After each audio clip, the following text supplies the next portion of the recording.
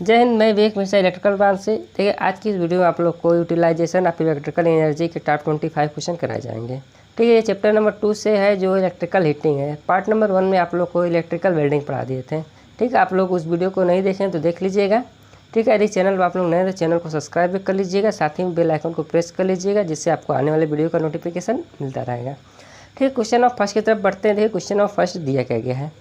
तो question of first दिया गया है कि हिस्टैरिसीस लॉसेज और एडी करंट लॉसेज का उपयोग किया जाता है। ऑप्शन दिया है इंडक्शन हीटिंग ऑफ स्टील में, तथा डाइलेक्ट्रिक हीटिंग में, इंडक्शन हीटिंग ऑफ ब्रास में, और दिया गया रेजिस्टेंस हीटिंग में। देखिए इसका ऑप्शन आपका है कि इंडक्शन हीटिंग ऑफ स्टील में, जब स्टील का इंडक्शन हीटिंग होता है उसमें यूज किया जाता है। तो ऑप्शन नंबर इसका देखिए आपको क्या हो जाएगा, ऑप्शन नंबर ए आपका सही हो जाएगा। ठीक है, ऑप्शन नंबर क्या हो जाएगा, ए विल बी आपका राइट आंसर। चलिए देखते हैं क्वेश्चन नंबर दूसरा क्या दिया गया है। दिया गया है डायरेक्ट आर्क फर्नेस में निम्न में से किसका मान उच्चतम होता है। मतलब सबसे मान इन जितने आपको एलिमेंट दिखाई दे रहे हैं इसमें सबसे ज़्यादा मान किसका होता है, आर्क फर्नेस में पूछा गया है। ऑप्शन ए दिया गया है करंट में होता है ज़्यादा, ऑप्शन बी दिया है वोल्टेज में, ऑप्शन सी दिया गया पावर फैक्टर का मान ज़्यादा होता है, और ऑप्शन डी दिया ऑल ऑफ मतलब सभी का मान ज़्यादा होना चाहिए। ठीक है, आपको हम पिछले वाले इसकी वीडियो में बताए थे कि जब आर्क जहाँ उत्पन्न कराया जाता है वहाँ पे हम लोग क्या करते हैं, स्टेप डाउन ट्रांसफार्मर का यूज करते हैं। स्टेप डाउन ट्रांसफार्मर का आपका ये कार्य होता है कि वो वोल्टेज कम धारा का मान अधिक करता है। तो इस हिसाब से आपका ये ऑप्शन नंबर ए आपका सही हो जाएगा, धारा का मान क्या करता है, अधिक करता है। तो ऑप्शन नंबर क्या है इसका भी, ऑप्शन नंबर ए सही हो जाएगा। ठीक है, देखिए क्वेश्चन नंबर तीसरे की ओर बढ़ते हैं। देखिए क्वेश्चन नंबर तीसरा, ठीक है, क्वेश्चन नंबर तीसरा दिया क्या गया है, पूछा गया डायरेक्ट आर्क फर्नेस में निम्नलिखित में से कौन से पावर फैक्टर होते हैं। ऑप्शन ए दिया गया यूनिटी पावर फैक्टर होता है, या लो लैगिंग पावर फैक्टर होता है, और सी इसका ऑप्शन दिया गया है कि लो लीडिंग पावर फैक्टर होता है, या ऑप्शन दिया एनी ऑफ एबव। जैसे कि आप जानते हैं कि डायरेक्ट आर्क फर्नेस में आप लोग क्या करते हैं, ट्रांसफार्मर का यूज़ करते हैं। और ट्रांसफार्मर क्या है, लो लैगिंग पावर फैक्टर है, क्योंकि आप जानते हैं उसमें वाइंडिंग होती है, जहाँ वाइंडिंग होती है उसमें पावर फैक्टर क्या होता है, लो होता है। इस पर आपका ऑप्शन नंबर क्या हो जाएगा, बी सही हो जाएगा। ठीक है, ऑप्शन नंबर बी को हम क्लिक करते हैं, ऑप्शन नंबर बी आपका सही हो जाएगा।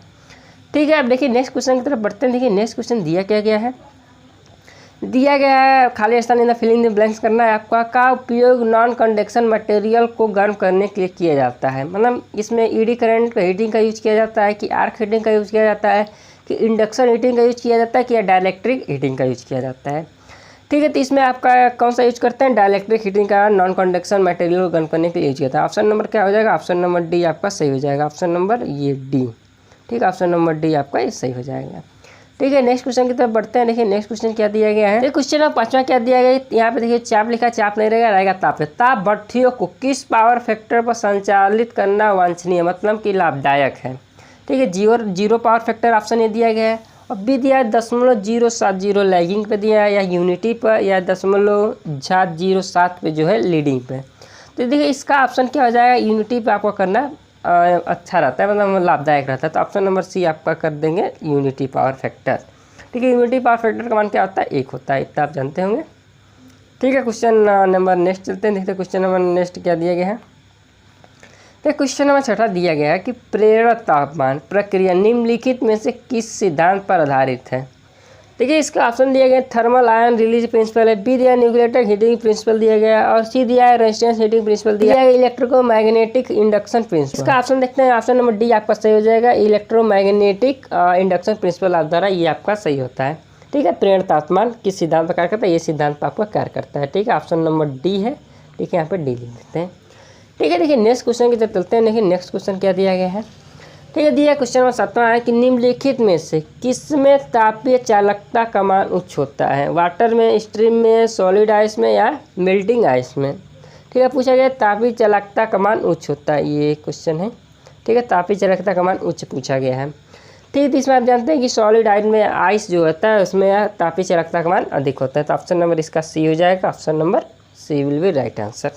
ठीक है, नेक्स्ट क्वेश्चन की तरफ बढ़ते हैं। देखिए नेक्स्ट क्वेश्चन क्या दिया गया है, पूछा है विकिरण हीटिंग का उपयोग किया जाता है। ठीक है, विकिरण हीटिंग का उपयोग किया जाता है, रेडिएशन हीटिंग का यूज किया जाता है, मतलब रेडिएशन से हीटिंग कहाँ ट्रांसफर होता है।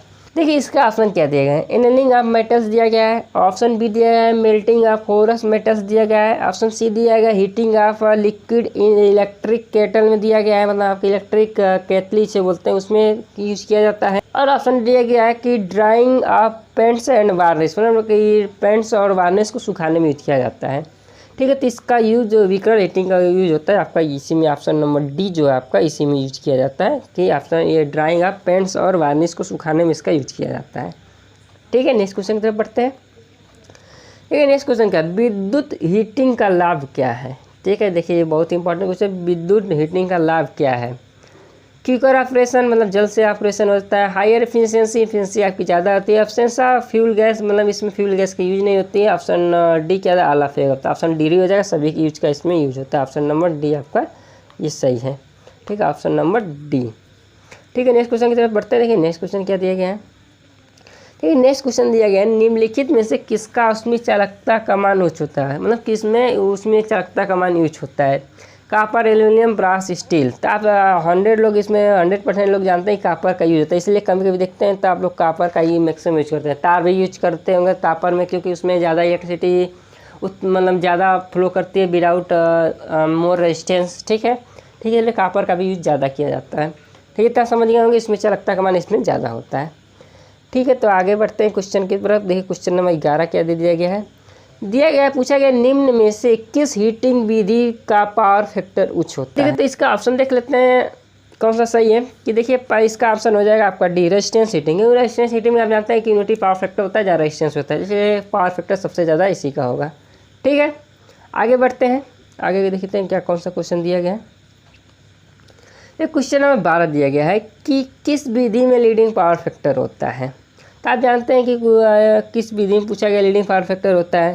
ठीक है, तो आप जानते हैं कि डायरेक्ट्रिक हीटिंग में आपका लीडिंग पावर फैक्टर होता है। ठीक है, ठीक है, इंडक्शन में लैगिंग होता है, रेजिस्टेंस यूनिटी है और सुपर आर्क भी है। ठीक है, तो ऑप्शन नंबर बी आपका इसका सही होगा, इसमें लीडिंग होता है। ठीक है, आगे बढ़ते हैं। एक क्वेश्चन नंबर 13 दिया गया है कि हीटिंग में कौन सी विधि सप्लाई की आवृत्ति पर निर्भर नहीं करता है। पूछा गया आवृत्ति पर निर्भर नहीं करता है। तो ऑप्शन देखिए आपको 4 दिखाई दे रहे हैं, induction heating, dielectric heating, electric resistance heating और ऑल ऑफ एबव। ठीक है, देखिए इंडक्शन में जानते हैं कि लैगिंग पावर फैक्टर होता है, फ्रीक्वेंसी पर निर्भर करता है, क्योंकि इसमें एसी पावर में यूज होता है, जहाँ कि इसका इंडक्शन मतलब आप क्या लिखते हैं, एक्स लिखते हैं ना, एक्सएल। तो एक्सएल क्या होता है 2πf × L होता है। डायलेक्ट्रिक वाला क्या हो जाएगा, एक्सी हो जाएगा, तो 1/2πfc हो जाएगा, यहाँ फ्रीक्वेंसी होता है। लेकिन जो आर होता है तो डायरेक्ट आर ही लिखा जाता है, इसमें रेजिस्टेंस का कोई मतलब फ्रीक्वेंसी का कोई रोल नहीं होता है। ऑप्शन नंबर सी इसका इस पर आपका सही हो जाएगा। ठीक है, तो आगे बढ़ते हैं, क्वेश्चन 13 हो गया, 14 की तरफ बढ़ते हैं। तो पूछा गया एक 14 नंबर क्वेश्चन है कि जब एक बॉडी अपने ऊपर पड़ने वाले संपूर्ण रेडिएशन को परावर्तित कर देता है तो उसे कहा जाता है। ऑप्शन ए दिया है व्हाइट बॉडी, बी दिया है ग्रे बॉडी, सी दिया है ब्लैक बॉडी और डी दिया है ट्रांसपेरेंट बॉडी। ठीक है, तो इसका ऑप्शन हो जाएगा ए, व्हाइट बॉडी का ही उसे कहते हैं, कौन से कहते हैं, व्हाइट बॉडी। ठीक है, ऑप्शन नंबर ए आपका सही आंसर है। ठीक है, क्वेश्चन नंबर 14 भी हो गया। आप देखिए क्वेश्चन नंबर आगे देखिए कौन सा दिए गए हैं। नेक्स्ट क्वेश्चन बढ़ते हैं, क्वेश्चन नंबर 16 आ गया, 15 लगता है मिस हो गया होगा। ठीक है, तो देखते हैं इंडक्शन हीटिंग में समानता उच्च होता है। ठीक है, इंडक्शन हीटिंग में कौन सा क्या उच्च होता है, फेज एंगल उच्च होता है कि फ्रीक्वेंसी होती है कि करंट उच्च होता है कि आपका वोल्टेज। ठीक, तो इसका भी आंसर क्या होता है, आपका फ्रीक्वेंसी उच्च होना चाहिए। ठीक है, तो ऑप्शन नंबर बी इसका आपका सही हो जाएगा, ये ऑप्शन नंबर बी, फ्रीक्वेंसी क्या होना चाहिए, उच्च होनी चाहिए। ठीक है, इंडक्शन वाले में। अब आगे बढ़ते हैं, क्वेश्चन नंबर 17 की तरफ देखते हैं। क्वेश्चन नंबर 17 दिया क्या गया है। क्वेश्चन नंबर 17 ये है कि पूछा गया घरेलू केक ओवन मशीन में। ठीक है, घरेलू केक बेकिंग ओवन में ताप को नियंत्रित किस पर किया जाता है। वोल्टेज वेरिएशन से, मतलब वोल्टेज घटा बढ़ा के, थर्मोस्टेट से कि ऑटो ट्रांसफार्मर से कि सीरीज पैरेलल ऑपरेशन से। इसमें क्या कहता है, सीरीज पैरेलल ऑपरेशन से आपको हम घरेलू जो ओवन होता है उसका कंट्रोल करते हैं। ठीक है, देखिए नेक्स्ट क्वेश्चन आपका क्वेश्चन नंबर 18 देखिए क्या है। क्वेश्चन नंबर 18 दिया गया है कि रेजिस्टेंस हीटिंग विधि में उच्च ताप को सहन करने के लिए हीटिंग एलिमेंट बना होता है। तो ऑप्शन दिया है निकिल कॉपर का बना होता है कि नाइक्रोम का बना होता है कि सिलिकॉन कार्बाइड का बना होता है कि सिल्वर का बना होता है। ठीक है, तो आपको बता दें कि रेजिस्टेंस हीटिंग में ताप को सहन करने के लिए सिलिकॉन कार्बाइड का बनाया जाता है। ऑप्शन नंबर इसका आपको क्या हो जाएगा, सी हो जाएगा। ठीक है, ऑप्शन नंबर सी आपका सही हो जाएगा।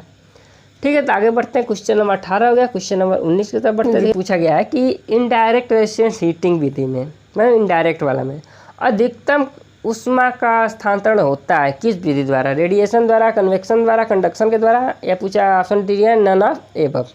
ठीक है, आप जानते हैं कि जब इनडायरेक्ट है तो उसमें कंडक्शन होगा नहीं, क्योंकि कंडक्शन ठोस चीज़ों में होता है। कन्वेक्शन का कन्वेक्शन आपका जानते हैं कि लिक्विड चीज़ों में होता है। बचा क्या, रेडिएशन। रेडिएशन में ये क्या होता है, दूर से बिना टच किए किसी मटेरियल को उसमें आपका ऊष्मा का ट्रांसफ़र होता है। तो इस पर आपका ऑप्शन नंबर ए सही हो जाएगा। ठीक है, तो आप समझिए होंगे। अब एक क्वेश्चन नंबर 20 की तरफ बढ़ते हैं। क्वेश्चन नंबर देखिए 20 क्या दिया गया है। क्वेश्चन नंबर 20 आपका है आर्क भट्ठी में चोक का कार्य पूछा गया है। ठीक है, पूछा ऑप्शन ना है आर्क भट्ठी में चोक का कार्य क्या होता है। ठीक है, इसमें देखिए चोक का कार्य क्या पूछा गया है। या टू स्टेबलाइज द आर्क, मतलब आर्क को स्टेबल करने के लिए। टू इम्प्रूव पावर फैक्टर या to reduce severity of surge दिया गया और डी दिया गया none of ever. Option number A जो हो जाएगा इसका विल बी राइट आंसर हो जाएगा। ठीक है, to stabilise the arc, option number A आपका सही हो जाएगा। ठीक है, क्वेश्चन आगे बढ़ते हैं। क्वेश्चन नंबर 21 की तरफ बढ़ते हैं। क्वेश्चन नंबर 21 दिया गया क्या, एक भट्ठी में ऑटोमेटिक ताप नियंत्रण करने के लिए किसका यूज किया जाता है। थर्मोस्टेट का, कि थर्मोकपल का, कि ऑटो ट्रांसफार्मर का, कि ऑप्शन नंबर डी आपका दिया गया heating element of variable resistance material. ठीक है, तो इसमें हम लोग किसका यूज करते हैं, थर्मोकपल का। ऑप्शन नंबर बी आपका क्या हो जाएगा, सही हो जाएगा। Option number B thermocouple. ठीक है, आप नेट पर सर्च करके देख सकते हैं कि थर्मोकपल कैसा होता है। ठीक है, आगे बढ़ते हैं। देखिए आगे क्वेश्चन 22 नंबर दे दिया गया है। फार रेडियंट हीटिंग अराउंड, लगभग मतलब पूछा गया ताप है 2250 डिग्री सेल्सियस। तो हीटिंग एलिमेंट किसका बना होता है, कॉपर एलॉय, कि कार्बन कार्ड, की टंगस्टन एलॉय, की का स्टेनलेस स्टील एलॉय। ठीक है, तो इसका देखिए आप जानते हैं आंसर इसमें यूज किया जाता है कि टंगस्टन वाला यूज किया जाता है, tungsten alloy. Option number C आपका सही हो जाएगा। ठीक है, क्वेश्चन नंबर 23 की तरफ बढ़ते हैं। क्वेश्चन नंबर देखिए 23 दिया गया है कि पूछा गया है कि डायरेक्ट आर्क फर्नेस का इलेक्ट्रोड बना होता है। इसमें देखिए इलेक्ट्रोड ही पूछा गया किसका बना होता है, टंगस्टन का बना होता है, कि ग्रेफाइट का बना होता है, कि सिल्वर का, कि कॉपर का। ठीक है, तो आप जानते हैं कि इसका ऑप्शन हो जाएगा graphite. Option number B will be right answer. तो ऑप्शन नंबर बी को टिक कर दिया जाए, ऑप्शन नंबर बी ग्रेफाइट का बना होता है। ठीक है, नेक्स्ट क्वेश्चन की तरफ बढ़ते हैं। तो क्वेश्चन नंबर 24 दिया गया है क्या, कि डायरेक्ट आर्क भट्ठी का पावर फैक्टर होता है। ऑप्शन आपका ये दे दिया गया यूनिटी पावर फैक्टर होता है, कि ऑप्शन बी दिया गया है कि लो लैगिंग पावर फैक्टर होता है, कि ऑप्शन सी दिया है लो लीडिंग पावर फैक्टर होता है, कि ऑप्शन डी दिया है एनी ऑफ द एबव। तो इसका देखिए आपका हो जाएगा लो लैगिंग पावर फैक्टर होता है। ऑप्शन नंबर बी आपका सही हो जाएगा। ठीक है, तो option number B will be right answer. ठीक है, तो क्वेश्चन नंबर अब 25 की तरफ बढ़ते हैं। देखिए क्वेश्चन नंबर 25 का आंसर क्या होता है। क्वेश्चन पहले दिया गया है कि इनडायरेक्ट आर्क फर्नेस में निम्नलिखित में से किसका मान उच्च होता है, मतलब ऑप्शन जो आपको दिए हैं तो किसका मान अधिक होगा। इनडायरेक्ट आर्क फर्नेस है तो ऑप्शन दिया गया ए करंट दिया गया है, बी वोल्टेज दिया गया है, सी पावर फैक्टर दिया है, डी ऑल ऑफ एबव दिया गया है। ठीक है, देखिए इसमें आर्क फर्नेस है, चाहे इनडायरेक्ट हो चाहे डायरेक्ट हो चाहे कोई भी हो, उसमें हम करंट का ही ज़रूरत पड़ता है ज़्यादा, क्योंकि आर्क उत्पन्न करना है तो करंट का मान उस पर डिपेंड करेगा। ठीक है, तो ऑप्शन नंबर ए आपका सही हो जाएगा। तो क्या हो जाएगा, current. Option number A will be right answer. ठीक है, ए को हम टिक कर देते हैं। ठीक है, क्वेश्चन देखिए आपका 25 हो गया, 15 नंबर 19 था, मतलब टोटल अभी 24 क्वेश्चन हो गए। आप लास्ट क्वेश्चन देख लेते हैं। ये लास्ट क्वेश्चन क्या दिया गया है कि 26 दिया गया है कि डाइलेक्ट्रिक हीटिंग में निम्न में से किस कुचालक पदार्थ का प्रयोग होता है, मतलब डाइलेक्ट्रिक हीटिंग में कौन सा इंसुलेटर का यूज इसमें हो जाता है। ठीक है, देखिए क्या है, कोयला का प्रयोग किया जाता है, कि सिल्वर तो आपका है ही नहीं, कि कुचालक पदार्थ सिल्वर है ही नहीं, क्वाइन है, कि ऊल है। तो इसमें हम क्या करते हैं, ऊन का उपयोग करते हैं। ऊल मैंने आपको क्या आता है, ऊन जो आपको सर्दियों में स्वेटर का बुनने के काम आता है। ठीक है, वही ऊन का यूज किया जाता है। ठीक है, तो आपका ऑप्शन नंबर आपका डी सही हो जाएगा, ऊल, WOOL। ठीक है, इसे बोलते हैं ऊन।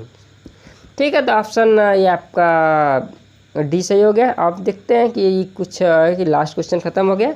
ठीक है, तो चैनल पर नया तो चैनल को सब्सक्राइब भी कर लीजिएगा।